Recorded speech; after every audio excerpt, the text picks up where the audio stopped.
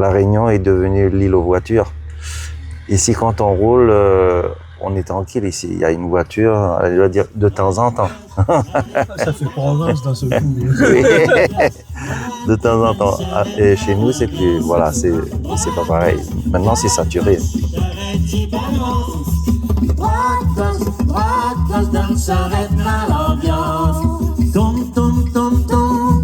De l'eau sur la terre, lève, siloter la poussière. Soleil dans la mer, lève, Djibouti la lumière. Allô, droite, j'arrête qui balance. Droite, donc j'arrête la l'ambiance. Droite, j'arrête qui balance. Droite, donc j'arrête la l'ambiance. Coupé dépaillé, empaqué sur la tête. Trafic les végétaux sous talon si j'arrête. Coupé dépaillé, empaqué sur la tête. Trafic les végétaux sous talon si j'arrête. Alors, j'aimerais bien qu'on parle un petit peu aussi de musique. Toi, tu t'es appris rapidement parce que d'après ce qu'on a vu dans le film, en combien de temps tu as appris sinon à chanter, au moins à avoir la voix qu'il faut pour être sur scène?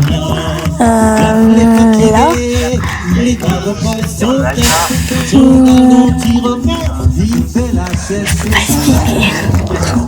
Tu dis combien de temps t'as appris le chant grand-mère Le chant grand-mère, j'ai appris.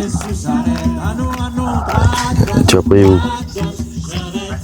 Déjà grâce à toi. Oui, à l'école. Oui, à l'école. Et j'ai appris à peu près 3 semaines la musique haute et grand-mère. À l'oreille? Je me demande si t'as appris à l'oreille ou s'il y a quelqu'un qui t'a appris à chanter à l'école, à la guitare, une chorale. Non, à l'oreille. À l'oreille. Oh. Alors donc cette chanson qui semble être une sorte de... C'est un hymne à La Réunion, non? Oui. Mais ça a devenu un hymne à La Réunion. Ça a remporté 3 fois de suite la meilleure chanson de l'île. Et moi-même, c'est une découverte. Moi, ça a été une découverte parce que j'aurais jamais pensé qu'elle aurait eu autant de succès. D'ailleurs, quand je l'ai écrite, moi j'étais, dans les années 80, j'étais plus sportif football que musique. Et donc on avait des amis et dans ce temps-là, il n'y avait plus les orchestres bals parce que la discothèque avait repris un petit peu le dessus. Et j'avais un ami qui chantait dans des orchestres et je trouvais qu'il chantait bien. Je lui avais confié la chanson en lui disant, si tu veux, je te donne, si tu peux la chanter. Je trouve que tu as une belle voix, tu as de l'émotion, tu as un charisme là-dedans.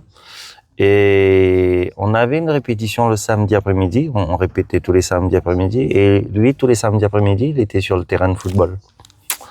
J'ai dit, mais non, si tu viens pas à la répète, je reprends ma chanson et puis je la chante moi-même. Donc ça s'est fait comme ça. Et je me souviens, la première fois que je l'ai chantée, c'était un 31 décembre. Mon père, il était instituteur, donc il travaillait sur la côte. Et dans les vacances, on avait une maison secondaire, donc dans les hauteurs, à la plaine des Cafes. On habitait à Terre-Sainte et il avait une maison à la plaine des Cafes. Et quand on était là-bas, les frères et sœurs, donc la famille, le 31, mon papa jouait de l'accordéon, du violon, on chantait, on jouait de la musique et je lui chantais pour la première fois ça. J'ai dit, j'ai composé une chanson et lui, il est musicien, il est renommé, c'est un grand musicien. Et puis il m'a regardé droit dans les yeux, il m'a dit, ça c'est une chanson qui va marcher. Alors pourquoi on dit que c'est pratiquement un hymne à La Réunion, que cette chanson? Parce que je suppose que toutes les familles ont une grand-mère, qu'il y en a qui aiment ou qui n'aiment pas leur grand-mère, mais bon, à La Réunion, on est très famille, on est très famille, on est très très soudés, repas familial, les voisins qui viennent, etc. Et la grand-mère, c'est je vais dire, c'est celle qui prend soin beaucoup plus de l'enfant quand les parents sont en vacances, etc. Et donc, on aime notre grand-mère. C'est un personnage. C'est une deuxième maman, avec beaucoup plus ce que une grand-mère permet, une maman ne permet pas. Ça veut dire aussi que la grand-mère est aussi quelqu'un d'âgé qui a je veux dire, l'histoire avec elle. Elle a l'histoire, elle a le patrimoine. Elle transmet l'histoire. Oui, elle a le patrimoine, elle a l'histoire. Et moi, ce que je disais encore hier, et ce que je dis encore aujourd'hui, c'est que j'étais à l'école de l'amour chez elle. J'ai grandi, j'ai fait mon adolescence chez elle, et c'était vraiment une école qui m'a permis de donner sans rien attendre en retour. La Réunion, c'est un petit paradis. Vous entrez, vous passez la Réunion, c'est un petit paradis. Et ça reste la Bah, je pense que c'est très émouvante. Si c'est l'hymne de la Réunion, en tout cas, c'est ce qu'on dit. Je pense que c'est l'amour qui s'est dégagé dedans, qui s'est imprégné dedans, qui fait que... Et puis le respect du passé. Oui, ça c'est une certitude. Le respect de la grand-mère, le respect de celle qui nous a fait grandir, celle qui nous a gardés, celle qui nous a fait des petits gâteaux, des petites confitures, etc. Donc c'est toute une histoire, c'est tout un patrimoine. Voilà. Cette musique, tu l'as fait évoluer par rapport au Maloya traditionnel? Non, pas du tout. Et même, il y a avant de la terminer, donc dans un deuxième, je sais pas si on peut appeler ça refrain parce que c'est plus une musique à texte. Et dans une deuxième partie, à la fin, il y a les instruments qui viennent, qui entrent. En tout cas, nous, à La Réunion, il y a le roller, il y a la basse, il y a les guitares, il y a les percussions qui rentrent. Et j'ai beaucoup réfléchi avant de leur dire, OK, c'est bon, vous pouvez jouer à ce moment-là. Non, je la garde comme ça. Je trouve que elle est romance. C'est une romance. C'est un peu comme une variété avec des paroles créoles. Et puis, je trouve qu'elle est bien comme ça. Je trouve qu'elle est bien. Non, j'ai pas envie de la maquiller, la transformer ou quoi que ce soit. Alors, le Maloya, c'est une musique qui vient du Mozambique. Le Maloya vient de l'Afrique. C'est une musique d'esclaves. En fait, les esclaves, en fin de journée, ils exprimaient leur souffrance en un qui disait une parole, mais c'était en chantant, il disait une parole en chantant, et puis il y en a d'autres qui répondaient. C'est un peu comme comme dans les champs de coton en Amérique, quand les gens, ils lançaient une plainte, une complainte, et puis les gens répétaient ou donnaient des réponses par rapport à ça. Et c'est une musique qui a été longtemps interdite à l'île de la Réunion parce que tout simplement, on lui a donné une image qui, pour moi, qui n'en valait pas la peine. Qui n'en valait pas la peine, pourquoi? Parce qu'elle est belle, elle est riche, elle est une musique comme une autre. On l'a utilisée dans des cultes, dans des services cabarets pour évoquer les esprits, etc. Alors qu'elle a son côté traditionnel, riche, mélancolique, et voilà. Il y a de très belles musiques dans le Maloya. Ça a été reconnu au patrimoine de l'UNESCO. Et voilà, ce qui est interdit dans le passé a été reconnu dans le présent, dans le futur. Et je trouve que oui, ça en valait la peine. Et les hommes politiques se sont emparés, le Parti communiste s'est emparé de cela pour ses meetings, pour le social, pour les gens qui qui était dans une certaine faiblesse par rapport aux finances, au travail, etc., etc.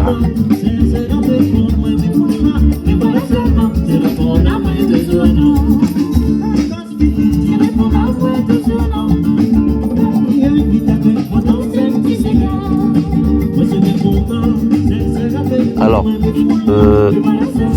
c'est parce que les gens, voilà, il n'y a pas de sorcellerie faite directement dans le Maloya qui fait que les gens entrent dans un état d'extase ou quoi que ce soit. C'est juste que ce soit l'outil Maloya ou que ce soit une autre musique ou quoi que ce soit, il y a des ouvertures d'esprit, des ouvertures spirituelles, je dirais des connexions qui se fait et qu'ils utilisent le Maloya pour le faire, mais ça pouvait être une autre musique. Ça pouvait être une autre musique, et même sans musique, ça peut se faire. Mais c'est pour ça que le Maloya a été longtemps mal compris, mal vécu.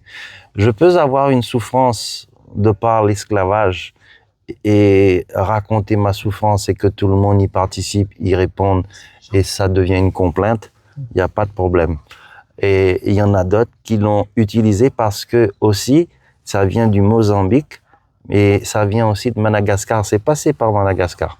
Et Madagascar, ils ont des cultes où quand, chaque année, à l'anniversaire du défunt, donc ils enlèvent le défunt et ils se promènent dans les rues avec le défunt. Donc on a associé plein de choses spirituelles, des cultes avec ça. Mais c'est comme je dis toujours, une rose, elle est belle, mais elle a aussi des épines. Si on met le doigt dessus et on n'y prend pas garde, ben ça va te faire du mal, tout simplement. Mais la rose en elle-même, elle a été créée, elle est belle, elle sent bon, quoi. Est-ce que ce type de musique peut être un mouvement politique? Ah, ça a été un mouvement politique avec le Parti communiste de la Réunion. Ça a été, ils ont. Tu dis ça a été, ça l'est plus du tout. Maintenant, c'est plutôt dans le. C'est moins prenant. Ils ont moins la main mise dessus, parce que le fait d'avoir été interdit, ils l'ont utilisé comme, je vais dire comme une revendication. En tant que parti politique, j'ai cette musique-là est beaucoup plus représentative. Donc pour le Parti communiste. Et c'est pour ça qu'il y a eu des incompréhensions et qu'on l'a utilisé à Malesien. On l'a utilisé n'importe comment. Mais c'est une belle musique. Mais ça a été beaucoup plus fort qu'aujourd'hui. Aujourd'hui, elle est reconnue au patrimoine mondial de l'UNESCO. Donc, on a changé un petit peu la façon de regarder. Dès que ça devient officiel, c'est fini. Ça devient officiel. Et souvent, c'est comme ça. Il faut que on voit ça bien à l'île de la Réunion. Quand on a une musique, il faut que c'est quelqu'un du dehors qui vienne te dire ça c'est bien, ça c'est une belle musique. Oui, oui. D'ailleurs, tout ce qui, c'est ce qu'on appelle les gens qui sont encore sous l'esprit d'esclavage, sous l'esprit de faiblesse. Il y a un fruit à la Réunion qui s'appelle le goyave, qui est, on va dire, le cousin du goyavier. Mais t'en as des petites et t'en as des grosses. Et tout ce qui est gros à la Réunion, on dit que ça vient de France. On dit c'est un goyave de France, alors qu'il n'y a pas de goyave en France. Donc on dit goyave de France. Donc tout ce qui est gros vient de l'étranger. De l'étranger, de la France ou de l'étranger. Bon, bien l'étranger. Voilà, tout ce qui est bon. Et dans notre langage à nous, on va retrouver, si vous partez à la Réunion, vous retrouvez souvent des gens qui disent un petit carry, un petit case, un petit loto, un petit tantine. Tantine veut dire une femme, voilà. Mon tantine veut dire ma femme, quoi. Tout est petit. Alors, est-ce que le fait d'être petit, c'est mignon? Ou tout simplement, petit, veut dire que, Je suis en retrait. Voilà, je suis en retrait, je suis là-bas, c'est beaucoup plus. D'accord. Et la musique, ça te plaît? Oui, ça me plaît beaucoup. C'est mon rêve d'être une chanteuse. Et jouer un instrument? La guitare.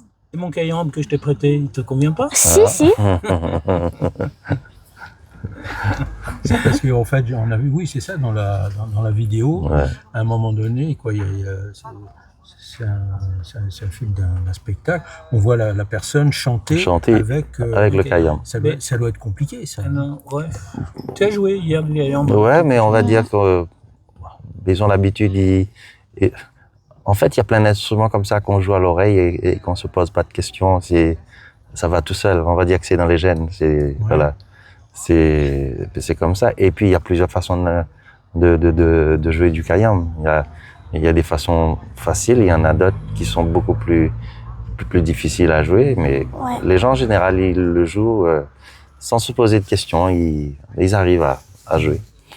Et puis, il faut se dire aussi que le maloya est ternaire, c'est une musique ternaire. Elle n'est pas binaire, elle est ternaire, donc c'est pas une valse non plus. Donc voilà, il y a quelque chose dans l'âme qui fait que même si on l'écrivait sur une partition, ça va jamais jouer pareil. Ouais. Voilà. On a eu une discussion tout à l'heure sur ça. Ouais. Avec Alain. Ouais. Non, mais... Et au niveau des instruments, donc on a vu que tu joues la guitare. De la guitare. Et quoi d'autre? Je joue de la guitare, je joue du saxo, des percussions, un peu de clavier, un peu de piano. Et je chante, et puis voilà. Et la rencontre avec le cinéma, alors? Parce que là, on est au cinéma. Alors, la rencontre avec le cinéma, c'est par rapport à Monsieur Benoît, donc, qui a monté ce projet et que je me retrouve à Jindou. Mais j'aime, en tout cas, pendant un certain temps, j'ai pas été du tout dans le cinéma, si ce n'est qu'avec mon fils à Paris une fois rarement. Mais quand on était petit, il y avait le cinéma en plein air, exactement comme ça, avec des films qui étaient projetés sur les écrans, et c'était un privilège de regarder, parce qu'il y avait encore la télé en noir et blanc, les petites télés, même les télés avec les batteries, etc. Donc c'était pas donné à tout le monde. La première fois qu'on a eu, nous, une télé, il y a des gens les voisins sont sortis de tous côtés, sont accrochés à la fenêtre pour regarder des films. Et à l'époque, c'était des films de western, donc c'était en noir et blanc, etc. Et je disais, ce qui était bien, c'est que dans ces films-là, on dit le héros, le garçon, on appelle le garçon qui, à chaque fin, il embrassait la fille, quoi. À chaque générique, le garçon était plus fort. Aujourd'hui, c'est un petit peu, voilà, c'est les bandits qui arrivent à sortir leur épingle du jeu. Mais c'était comme ça. Mais c'était du cinéma en plein air. C'était vraiment en plein air, ouais. En tant que musicien, tu as déjà travaillé avec le cinéma et essayé de faire de la musique de film? J'ai pas vraiment travaillé avec le cinéma. J'ai travaillé plutôt avec les gens qui avaient besoin pour la publicité. Des gens qui montaient des films. Par exemple, une banque qui m'avait demandé pour ses 75 ans, donc de créer une musique, et ils allaient mettre voilà. Ça m'arrive de travailler dans l'ombre plus, mais non, pourquoi pas. Jusqu'à maintenant, j'ai pas fait de musique, voilà, de film. Et là, tu es sur l'écran maintenant. Là, je suis sur l'écran et aujourd'hui, je trouve l'importance, que ce soit au niveau musique, au niveau son et puis au niveau visuel. L'importance de cela dans la société d'aujourd'hui, dans les temps qui courent aujourd'hui. Oui, le cinéma a une grande place. Est-ce que je peux me permettre de dire apprendre, et la musique aussi, dans ce monde d'aujourd'hui, pour que les mentalités puissent changer. Parce que comme la musique adoucit les mœurs, je crois fortement que le cinéma peut aussi faire changer beaucoup de choses. Voilà. Non, c'est bon. Attends, oui, j'ai deux, trois petites questions d'un point de vue musical. Oui. Bien sûr. Oui. Donc là, tu étais sur l'écran, tu t'es retrouvé sur scène, pratiquement rétréci, et il y avait d'autres musiciens avec toi. Des musiciens que j'ai découverts Voilà. par l'intermédiaire de... Comment il s'appelle? Pierre Jérôme? Guillaume Guillaume. aussi. Oui, celui qui était au clavier là. Ah oui, non, c'est pas Guillaume. Je crois que c'est Pierre Jérôme, lui. Saxophone. Oui. Et puis, alors, je suis arrivé samedi, donc il y a une semaine, et puis je les ai côtoyés le samedi soir. On a fait une répète, on a pris un petit repas ensemble. On a fait 2 répétitions pour voilà, pour ce résultat. On n'a pas eu beaucoup de temps, mais ce qui est bien, c'est que, alors il s'appelle Pierre Jérôme, oui. Pierre Jérôme, il m'a appelé à l'île de la Réunion, je lui ai donné les chants, il a rassemblé, il a fait vraiment un beau travail, il a rassemblé les gens, ils ont travaillé en mon absence, et puis quand je suis arrivé, on a fait connaissance et la connexion s'est fait, voilà, c'est fait de suite, ouais. C'est des répétitions de combien de temps? Les répétitions, ça tournait aux 2 heures, 3 heures, grand maximum. Et qu'est-ce que tu as ressenti, toi, en tant que musicien, de jouer avec des gens qui ne sont pas de ton île, en fait, et avec une musique qui est vraiment une culture, hein. Ouais. Qu'est-ce que ça t'a fait? Alors, c'est vraiment un partage. Il y a encore, il y a une petite difficulté rythmiquement parlant, parce que c'est tout à fait normal. C'est une musique que je suis convaincu que si moi j'arrive aussi dans la musique ici, dans le Lot, etc., il faut que je m'adapte, il faut que j'apprends, il faut que voilà. Mais au niveau connexion, au niveau partage, c'est magnifique, c'est magnifique.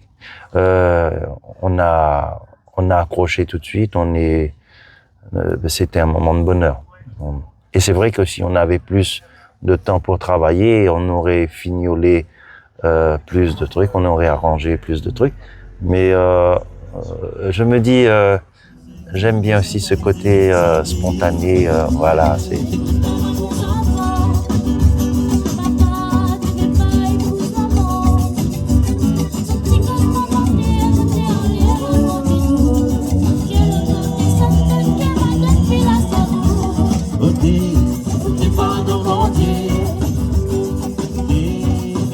Certainement parce que déjà, la musique, pour moi, c'est un langage universel. Ça adoucit les mœurs, il y a de l'émotion, il y a des connexions qui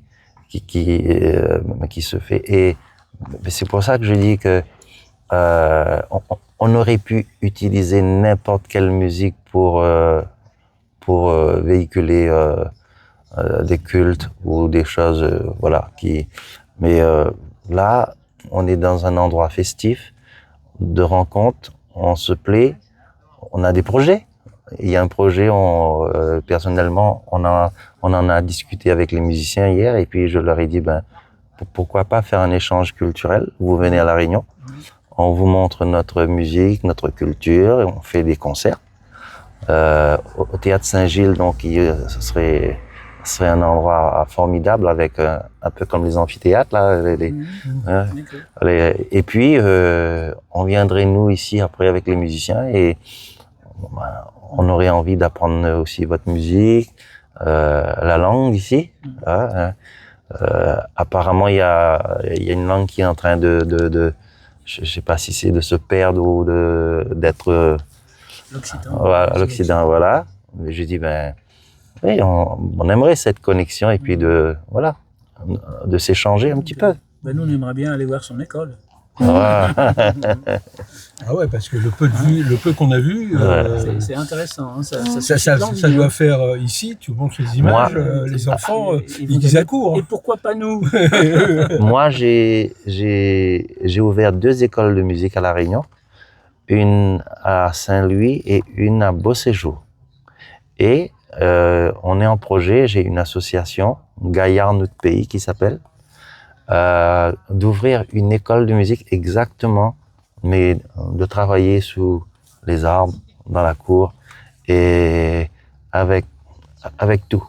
Pas forcément ceux qui lisent ou qui lisent une partition, mais tous ceux qui ont envie de jouer d'un instrument, d'apprendre la musique, de se faire plaisir. Jouer pour jouer, se faire plaisir.